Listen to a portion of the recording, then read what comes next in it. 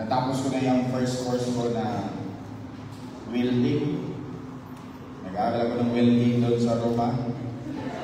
Ngayon, yung bagong course ko ay hospitality. Next year, baka automotive na. Para pwedeng magtrabaho dito sa Toronto. Taga Bohol ako. May Bisaya dito, Bisaya. Cebuano, Bisaya. Taga Bohol. Kaya mukha akong tarsier. Malaki ang mata. Paminsan-minsan, malaki ang tiyan, parang Jollibee. Malaki ang puwet, parang Jollibee. So, first time kong pumunta dito sa Toronto. Kaya, inagahan ko para pwede ako pumalang. Pero, trabaho pala yung gala ko. No? Kahapon, pinag-talk ako doon sa St. Eugene. Yan. St. Eugene Chapel na may NPG, Night Prayer Group. Ngayon, kanina sa choir, ngayon nandito ako sa bagong brand new na chapter. Chapter ka daw kayo? Congratulations. Ay, iwan ko kung congratulations ba yun or condolence, no? Praise the Lord ba yun or hindi ko alam, basta bago daw kayong chapter noong February this year or March this year. Ginawa kayong chapter, malakas kayo kay Ma'am Shi. Alam niyo kung paano kunin yung kiliti ni Ma'am Shi. Kilala niyo si Ma'am Shi? Si Sister Mary. Dito sa US, Canada, tinatawag niyo siyang Madam. Sa Europe, tinatawag namin siyang Ma'am Shi. Ma'am Shi. Ano pa ba? Taga-Bohol ako. Single, but not available. Ano ba? 13 years na ako, mag-13 years, no? I'll be turning 13 years in my priesthood this coming October. October 29. Ano ba ako na-ordain? October 29, 2013 ako na-ordain. So, 2025 na ngayon. So, 12 years na. 12 years. 12 years in my priesthood. Of the 12 years, 8 years of which the first 8 years were spent in the seminary. I was assigned in the seminary as seminary coordinator at saka professor. Nagturo ako for 8 years sa seminary. Tapos after that were the first 8 years. And the second 4 years, pinadala ako sa Roma para mag-aral ulit. Siguro sa isip ng obispo ko, hindi pa hinog, kulang pa, kailangan pa mag-aral. Kaya pinadala ako sa Roma para mag-aral ng canon law. I finished my canon law last year, 2024. It is a 3-year program, 3 taon. So, nagsimula ko 2021. Graduate naman ako at pinag-graduate. Mabuti naman at maawain yung mga professor ko. Kahit wala akong sagot, pinapapasa pa rin nila ako. Kasi ayaw lang nila makita yung pagbubuka ko next year, no? Kaya natapos ko yung canon law ko last year. Ngayon, I am taking another master's. It's about leadership and management. Hindi ko alam kung paano explain or it's more of a master's in business administration from the perspective of the church. Kaya yung mga subject ko ngayon, last semester, accounting, principles of management, organizational theory and design, human resource management, mga ganon, parang masters in business administration. Kaya marunong na ako magkwenta ng debit, credit, balance sheet, statement of account, kaya hindi na ako maluloko ng finance council or finance officer. Alam ko na kung paano, saan ini-insert yung mga kababalaghan. Bakit?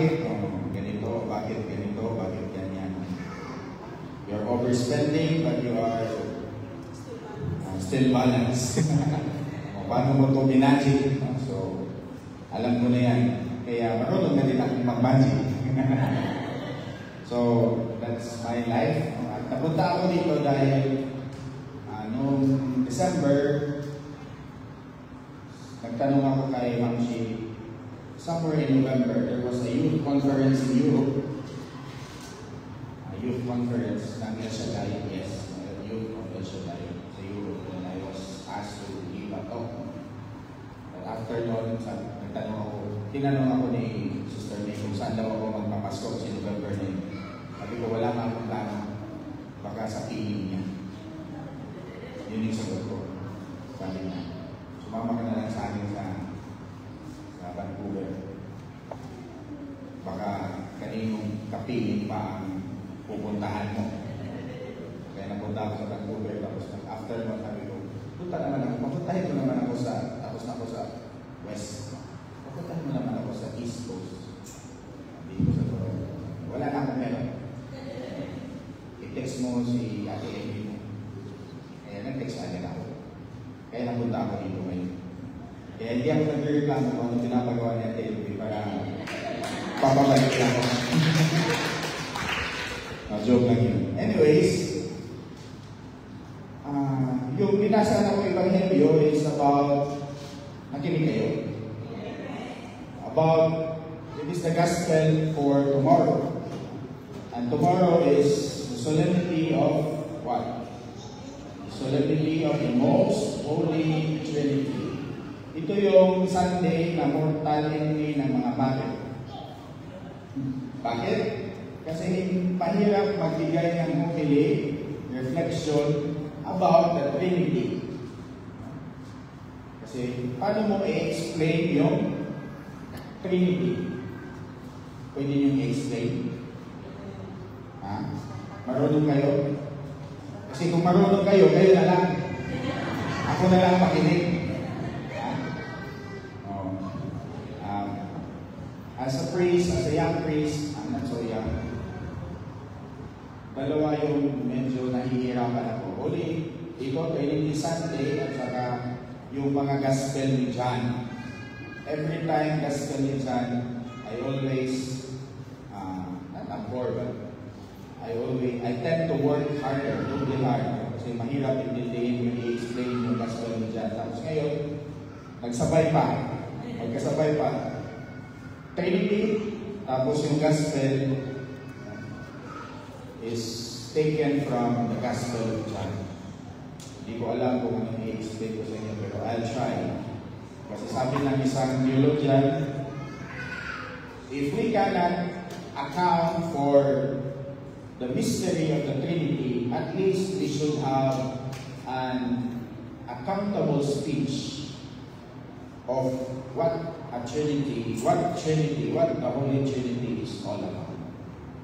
Di man natin maintindihan ng lubusan ang misteryo ng tatlong persona sa iisang Diyos. Tatlong persona sa isang Diyos.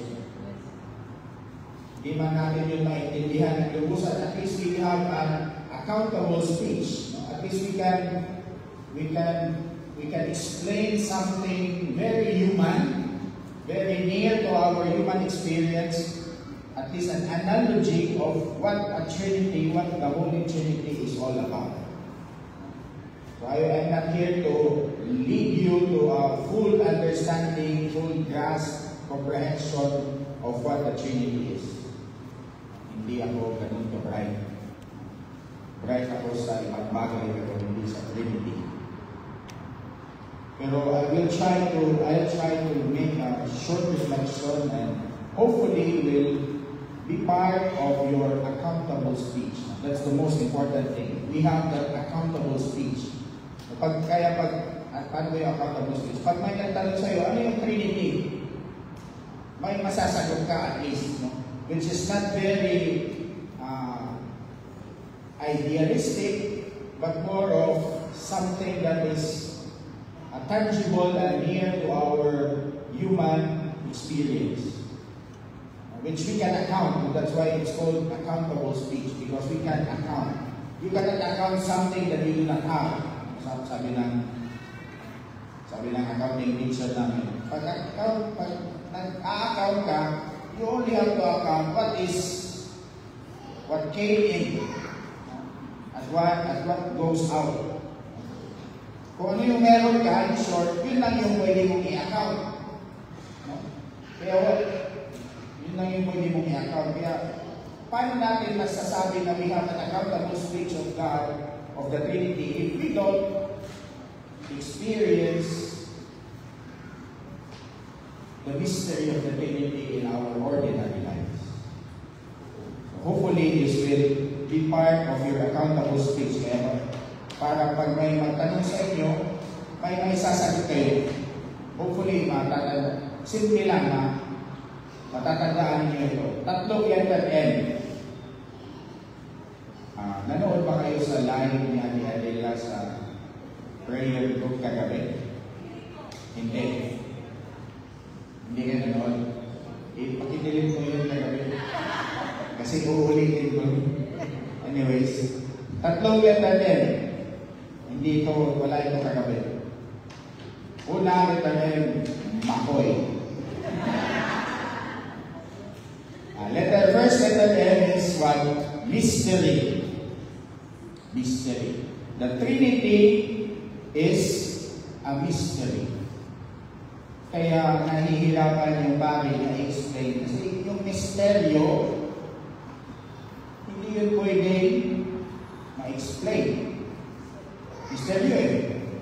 How can you explain a mystery? You cannot. And because if you can explain a mystery, then it ceases to be a mystery. Kung ma-explain ninyo, kung lubusan niyo maintindihan kung ano yung mysteryo, mystery, hindi na yung mystery kasi naiintindihan nyo na, naiintindihan na natin. Mystery yan kasi hindi natin naiintindihan. Naguguluhan na kayo, first pa lang to. Ganito kagulo ang mystery, no? Kaya hindi natin naiintindihan kasi magulo. Pero we'll try to simplify it.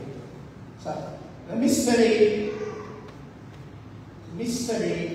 in our ordinary language could mean it is okay not to know everything. It is okay. It is fine not to know everything. Especially in our modern times. Ang dami na natin alam. We have lots of information. News, chismis, latest, anong latest na model, anong latest na fad, anong latest na fashion, anong latest na cellphone, ang latest na sasakyan, latest na sapatos, latest na uso. We know that.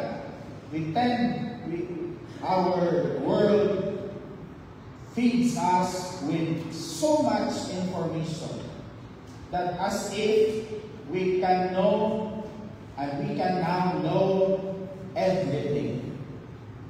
I-compare mo sa panahon ninyo. Sa panahon namin, ganito na. Pero sa panahon ninyo, ano ang source ng information ninyo? Radio. Radio Baktas sa Siwan. Bulo, radio. Gama. Diba? TV Patrol. TV. Radio. Yun lang. Yun lang, kung anong sinasabi ni Noni de Castro, yun lang yung alam natin. Kung ano yung nasa libro sa eskwelahan, yun lang yung alam natin. Ang alam ko dati yung 7 wonders of the world. Tapos yung 7 wonders of the world na alam ko, nung elementary ako, iba na ngayon. Nagbabago-bago pala yun, depende sa trick. Depende kung sino yung judge, kung sino yung pipili ng wonder. Akala ko consistent yung 7 wonders of the world. Hindi pala. Pero kung ano yung nasa libro, pag sinabi sa libro na may 7 sacraments, 7 sacraments. Pag sinabi sa libro na may 14 station, 14 station. Ngayon, ilang station na? 15. 15 na ba? 16. Yay. Hindi nyo alam. 14 pa rin. Ginugulo ka lang yung pag-iisip niyo. Ilang sacraments na? 7 pa? 7 pa ba? Hindi ba nagdagdagan? Hindi. Okay. At least safe pa ang inyong catechism. The mystery, it is okay not to know everything. We don't have to know everything. Because if we know everything, dami natin problema. Tingnan niyo dati, panahon nila. Panahon nila. Wala silang problema. Kasi kung yung source ng information nila, very limited. Nolilikas, sabi ko nga, nolilikas ko. Kasi kung ano sinabi ni Diyos, pag sinabi ni nolilikas ko lang sino ba yung nakatay na weather na? Ernie Baron. Pag sinabi niya, matanda ka na ba yan? Kasi alam mo pa si Ernie Baron. Pag sinabi ni Ernie Baron na may bagyo, maniniwala lahat buong Pilipinas na may bagyo. Pero ngayon, pag sinabi na may bagyo, pupunta ka doon sa Facebook, itingnan mo kung may bagyo na talaga. Madami ng sources of information. Kaya we tend to have that entitlement that we should know everything. In fact, on the other side of it, it is okay that the Trinity, the Holy Trinity, the mystery of the Trinity is teaching us that it is okay not to know everything. Gets nyo? Ang misteryo, the mystery is the acceptance that we cannot know everything. Kasi pag nalaman nyo lahat, kung meron tayong capacity na malalaman natin lahat ng pangyayari sa buhay natin, sa tingin ninyo, masaya pa ba ang buhay? Kunwari, malaman mo, nung bata ka pa, 18 years old, malaman mo na at 25, makakapunta ka na ng Canada 7 years after. Tapos 3 years after na pagdating mo sa Canada, 3 years after, makakakita ka ng AFAM. Alam niyo yung AFAM? Foreigner. Iba talaga ang mundo ninyo. Hindi ko alam lang. Yung AFAM ay, colloquial term ng foreigner. Puti. Yung kapenpal mo dati, di ba? Kapenpal. Penpal. Alam niyo yung penpal? Hindi nila alam yun. Di ba? When you tend to know everything, ask yourself, if we can know everything, would you think that we can have a good life? A happy life? Yes or no? No? Why? Kung ako, gusto ko malaman. No? I want to know 15 years from now kung pangit pa ba ako or kung guwapo pa ba ako. Thrill, no? Thrill. May thrill. Pero on the other hand, if we can know everything, medyo wala na din thrill. Kung malalaman mo kung ano yung future mo, kung sino yung mapapangasawa mo, kung saan ka titira, kung ano yung trabaho mo, kung ilan ang anak mo, sa mga anak mo, ilan ang magiging apo mo, ano ang hitsura nila, anong mukha nila, anong trabaho nila, maybe that could bring some sort of security, happiness, gano'n lang. Pero if you know everything, tapos malalaman mo na at the age of 65, mamamatay ka. At yung dahilan ng pagkamatay mo ay tubig. Masaya pa ba ang buhay nun? Hindi na. Kasi makikita mo, malalaman mo, you know everything, no? 65, 60 ka na. 5 years na lang. Pagbibilang ka na, hindi ka na, 5 years ka na, kung gagawin mo na lahat na, no? Maglagay ka dito, lahat ka ng pangatlo mong asawa, kasi kailangan 65, mamamatay na ako. Pag 64 ka na, hindi ka na lalabas sa bahay na, no? Iiwas ka na, tapos malaman mo na yung ikakamatay mo ay tubig. Hindi ka na maliligo, hindi ka na iinom, hindi ka na maghuhugas. Paano ka pag Pilipino ka naman, hindi kumpleto pag nag-jets ka tapos tissue paper lang, parang makati yun. O, alam ko na Pilipino ang nakatira sa HLA Center kasi may tabo doon sa sure ako, Pilipino ito talaga kasi may pag pumasok kayo sa bahay ng Pilipino kahit saan, yan lang yun. Kahit gaano pa yan ka-Americanized or ka-Canadaized, pag pumasok ka sa CR, sa powder room, tapos may nakita kang tabo, Pilipino ang may kahit mong ka-foreigner, kahit mong ka-Canadian, blue eyes, no? Pero pag may tabo Pilipino yan, paano yan? No? Kung 65 ka mamamatay ang dahilan ay tubig, 64 pa lang, hindi ka na maliligo. Hindi ka na inom ng tubig. Paghahanda ka na, so wala nang thrill. No? Wala nang saysay. No? Depressed ka na. No? Magbibilang ka na, January na, yung birthday ko, March. 65 na ako. Paano kaya ako mamatay? Natutulog, or naglalaba, kung saan kaya ako mamamatay? Wala nang thrill. Kaya it is okay not to know everything. Para may anticipation.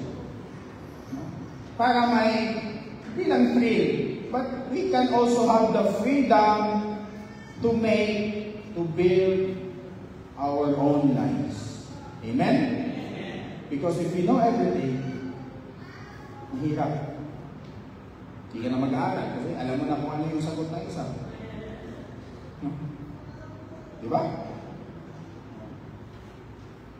Parang wala ka ng, kasi alam ko na mangyayari. Diba? Ngayon, hindi ko alam kung ano mangyayari bukas. Anong oras ako gigising? Anong oras yung gawain, yung misa? Hindi ko pa alam. Sa Lunes, alam ko. Sa Martes, alam ko. Pero hindi ko alam kung kayo alam niyo. Buhay pa kaya kayo. Hindi natin alam, no? That's why in the mystery of the Holy Trinity, we are being taught in a very subtle way that it is okay not to know. It is more helpful for us, and it is more growth leading for us. Kasi kung alam natin, restricted na yung ating movement. Pag hindi natin alam, at least we can still choose. We can still have the capacity to choose kung anong gusto mo. Anong gusto mong kainin bukas. Kasi kung alam mo na, ano pang trail doon? Maliban na lang yung maraming mga maintenance, no? Kasi alam nyo na ang kakainin ninyo, no? Damo-damo na lang. No? Damo-damo na lang para iwas sa cholesterol, iwas sa high blood, iwas sa may anniversary, may lipson daw. So paano na lang yun? Iinom ng gamot. Iinom ng gamot para hindi ma-high blood. Ang lipson, nakaka-high blood yan, hindi dahil sa baboy. Nakaka-high blood ang lipson pag hindi ka tinathan. Pag wala kang Sharon, yun yung nakaka-high blood. Pero kung nakakain ka, isa ka sa mga nauna doon sa linya, natikman mo yung malutong na balat, tapos nakapag-Sharon ka pa ng ribs, walang high blood yun. Pero kung hindi ka nakatigil sa malutong na balat, tapos yung na Sharon mo ay kuko na lang ng baboy, yun, malamang. Kahit wala kang high blood, maha-high blood ka. Sa sama ng loob, nagbigay pa naman ako ng tithes, tapos hindi ako nakapag-Sharon. Kaya it is just okay not to know everything. We just have to know that there is God. Amen? First, ano yung first? Mystery. Mystery, it is okay not to know everything. Hanggang anong oras ako dito? Alas 7 ng gabi. Meron pa akong isang Saan ba? North York. And, ito naman, N. Alphabetical to eh. First, M, mysterious. Mysterious, mystery. Second is manifestation. Manifestation. God showing up in our lives. What is manifestation? God showing up in our lives. Nakita niyo na ba ang Diyos? Hindi pa kayo nakakita? Ha? Hindi pa? Talaga? Hindi niyo ba nakita ang Diyos? Diyos? In-order niyo yan sa restaurant? Diyos? God showing up in our lives. The Trinity isn't just an abstract idea. It is how God shows in our lives. And how does this Trinity shows in our lives, shows up in our lives? First, God as Father. We have, kita natin yung mga father dito. We have a very human experience of a father. Lahat tayo naging ama or galing sa semen ng inyong mga ama, kaya nandito tayo ngayon sa mundo. One way or another, we have experienced a father. We have a father image in our life. At kung ano yung image ng experience ng father ninyo, more or less, more probably, if it's a good one, then most probably it is also the image of the Father showing up for you. Paano ba? That's the Father. That's God as Father. And then there's God as Son. When we say Father, paano ba i-explain yung Father? The Father is, ano yung Father? Halili ng tahanan. He is the foundation of the home, the family. Foundation of the home, the family. Pag walang pundasyon, walang mabubuong bahay. Or meron man shaky, madaling mag-iba. So, the Father as nahalili ng tahanan, in the same way, in the same level, God the Father is also the pillar of our life, of our faith. And we have to find experiences which we can relate na may tatay ako. Sabi nun, may classmate ako, third year high school kami, English na subject, oral recitation. Sabi ng teacher namin, tinuro niya yung kaklase ko. Sabi ng teacher, tanong ng teacher, use father in a sentence.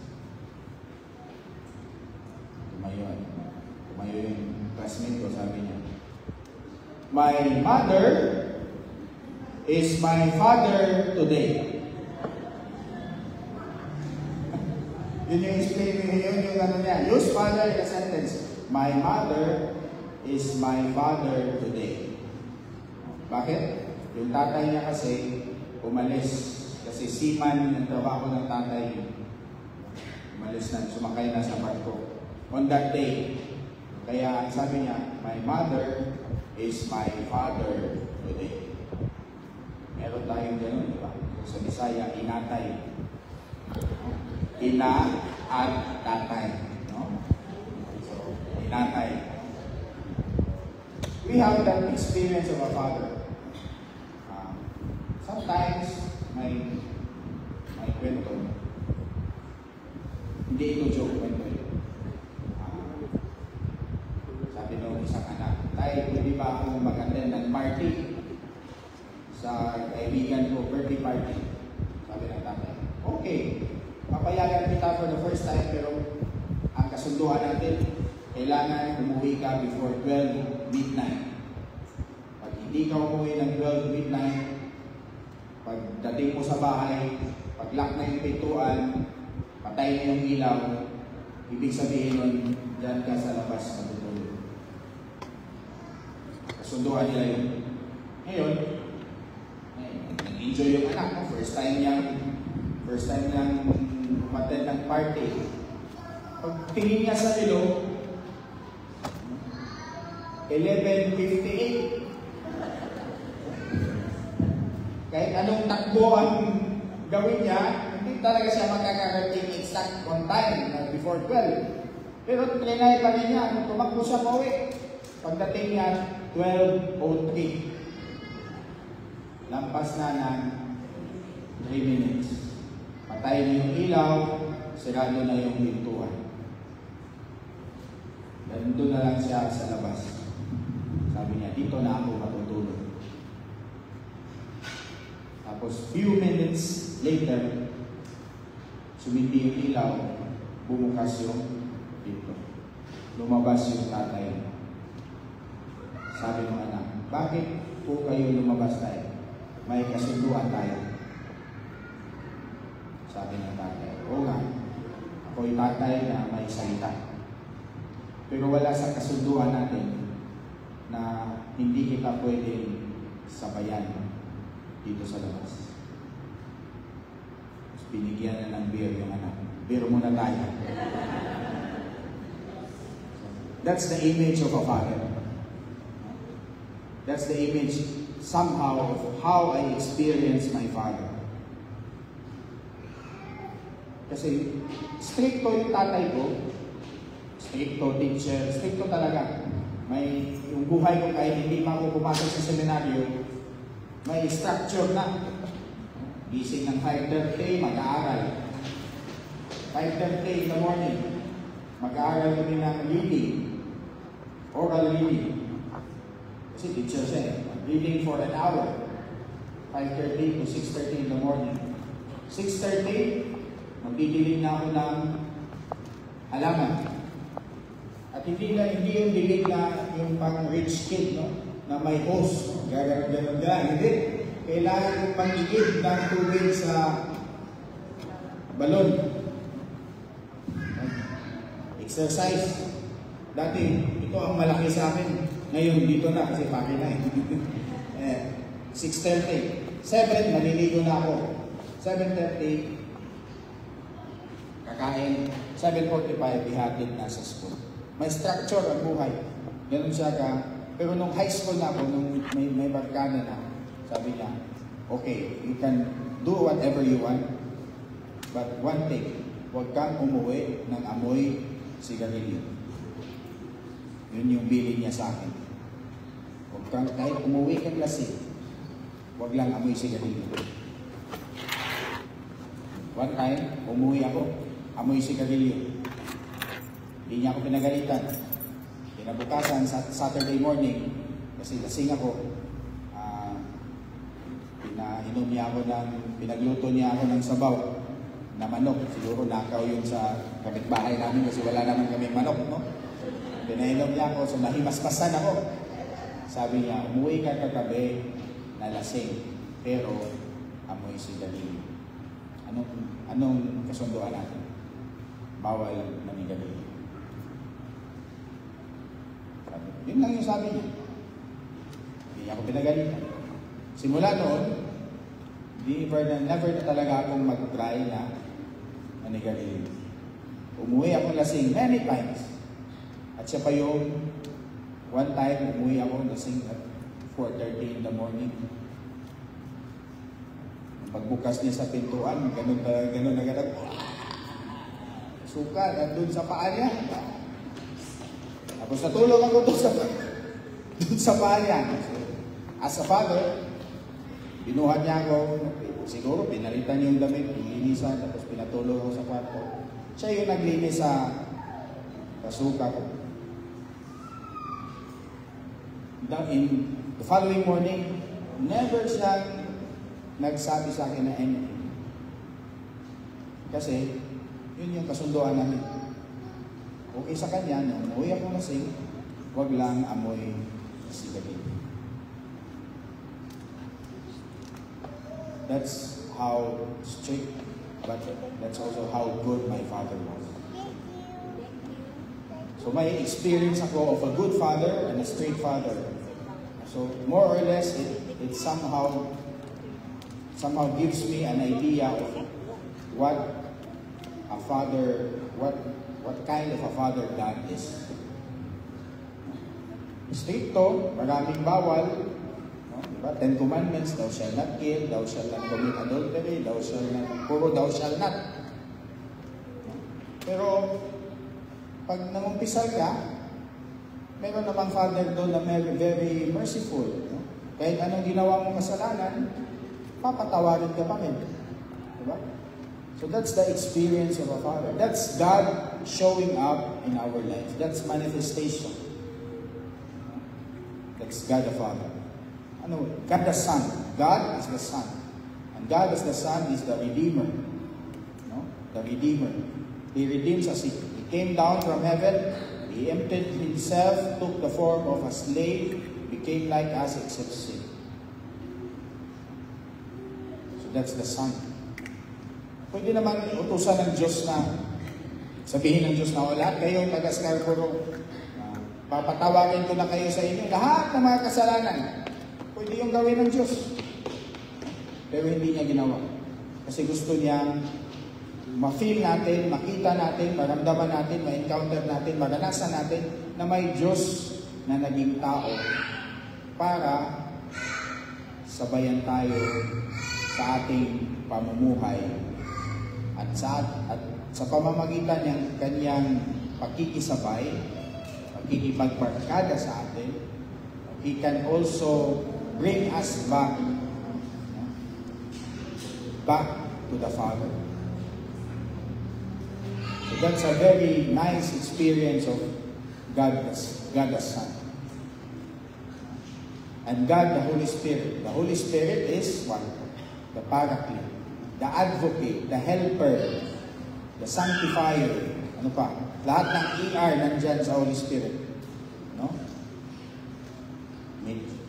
Ano pa to? Helper, ER. Sanctifier, ER. Counselor, ER. Comforter, Advocator, Caterer. No? The Holy Spirit makes our life easy. Would you agree? The Holy Spirit would always make our life easy. Pag hiningi natin yung guidance ng Holy Spirit, pag hiningi natin yung direction ng Holy Spirit, pag hiningi natin yung enlightenment ng Holy Spirit, it will make our life easy. May estudyante na take ng exam. Nung nag-prepare siya, nag-review, hindi niya maaga lahat. Kaya gumawa siya ng polygon. Alam niyo yung polygon sheet? Sinulat niya ng maliliit na letra sa isang maliit na papel at pinasok niya sa kanyang medyas. Parang nagawa niyo at siguro ito nung kayo pa nag-aaral. Ngayon, nung kukunin niya na yung papel, inandun yung electric pan na malaki. Na pinilipad ng hangin ng electric pan. Doon dumapo sa paanan ng teacher. Pinulot ng teacher, malabo na yung mata ng teacher, ginano ng eyeglasses, sabi niya, parang sagot to ng exam. Sa'yo ba to? Sabi nung bata, hindi ma'am. Bakit nag-cheat ka? Bakit nagkukuligo ka? Hindi yan kuligo, ma'am. Ano ito? Kung hindi ito kuligo, anong tawag nito? Tawag niyan, ma'am, answered prayer. Galing yan sa Holy Spirit, ma'am. Di ba? Nakita mo pag ganun-ganun kanina, oh. Tapos dumabo doon sa dumabo doon sa paa mo, paanan mo, oh. Hindi yan, kunin ko, ma'am, answered prayer yan. Hindi rin naisip ko, hindi yun. Nung nag-cheat pa kayo, hindi yun naisip na answered prayer pala to, no? May isa akong kaklase sa college. Nag-cheat siya, alam namin na nag-cheat siya, pero hindi namin sinusubong. Kasi, di ba? Ganun eh, parang diskarte mo yan eh. Kami, nag-aaral kami, tapos kung hindi na kaya, matulog. Tapos, ilagay yung libro sa ilalim ng unan, magdasal ka na sana, mapotocopy lahat yun. No? Kinabukasan, may ma-answer ka sa exam. No? Kung hindi na kaya, ganun-ganun na lang. No? Jirap-jirap technique. No? Pero never, yung mga iba na nag-cheat, iba hindi. No? Tapos yung isa namin kaklase, nag-cheat siya, yung cheat niya, nilagay niya sa paypay. No? Paypay. Ngayon, nahalata ng teacher. Ang role ng teacher, bawal mag-cheat. If I caught you cheating, automatic ka fail, automatic ka expelled sa seminary. Ngayon, nahalata ng teacher na parang may sinusulat doon sa, may mga sulat kamay doon sa paypay. Tumayo yung teacher doon sa gilid ng kaklase ko, kaklase namin. Paypay na lang siya ng paypay. Kasi pag kinaba niya yung paypay, makikita yung mga kunigo niya doon, no? Kaya paypay siya ng paypay, 1 hour na niya. No, siguro, nangalay na yun. Kasi pag binaba niya, that time na ibababa niya yung paypay, makikita talaga, nandun yung picture eh. Kung saan yung paypay, nandun mismo yung picture, yung parang paypay siya ng paypay. Kami alam namin kung saan niya sinusulat yung kunigo niya. Sabi na, ito, mga ngalay, mamamatay talaga ito, mamumutla ito. Sa kakapaypay, no? Yung paypay siya ng paypay, no? Mahirap kaya, paypay dito, nagsusulat ka, no? Mahirap yun. Paypay siya, 1 hour and a half. No? Hindi talaga umalis yung teacher. Ganun yung pare, nag-text, tapos iikot-ikot, pero nandun lang talaga siya, paypay. Kasi pag hininaan din niya, ginagawa niya, makikita yung, ganun talaga. Pero, sana ba siya ngayon? Parang police officer na ata eh. Hindi naging pare, pero parang naging police. Hanggang ngayon, papapay pa siguro yun hanggang ngayon. So, anyways, if we ask, the point is, if we ask the help of the Holy Spirit, it will, most of the time, I cannot say always, but most of the time, it will ease out our burden. Kasi helper siya, advocate, paraclete. Yun yung role niya. That's how God manifests or shows up in our life. We just have to be more attentive and be more sensitive of those moments that God shows up in our life. Amen? Maraming mga bagay na hindi nyo siguro nakikita, you just take it for granted, pero may mga manifestation ang Diyos, no? In the ordinariness of our life. Paminsan-minsan, hindi natin napapansin dahil sanay tayo sa mga big events. Sanay tayo sa mga, inaantay natin yung mga big miracles. Kaya hindi natin napapansin yung mga ordinaryong manifestation ng Diyos para sa atin. But God will always and will never fail to show up in our life. No matter how difficult, how challenging, how hard life may become, God will always show up. We just have to be more attentive and more sensitive to that manifestation. One last experience. Bawal ang cellphone sa seminary namin, college seminary. Girlfriend ako doon. So, kailangan cellphone. So, nagdala ako ng cellphone, bawal. Nalaman ng mga pare, pinalabas ako. Dahil sa cellphone. Ngayon, I was sent to Regency, pinalabas. When I was in Regency, I was assigned in a parish na may school, at the parish has 7 island barangays. Yung parish, may sakop ng parish, 7 islands barangay. Of the 7 island barangays, I think there are 15 or, if I'm not mistaken, 15 or 16 chapels. Every Sunday, pupunta kami sa mga isla. 3 chapel in a Sunday. Tatlong misa chapel, iba-iba.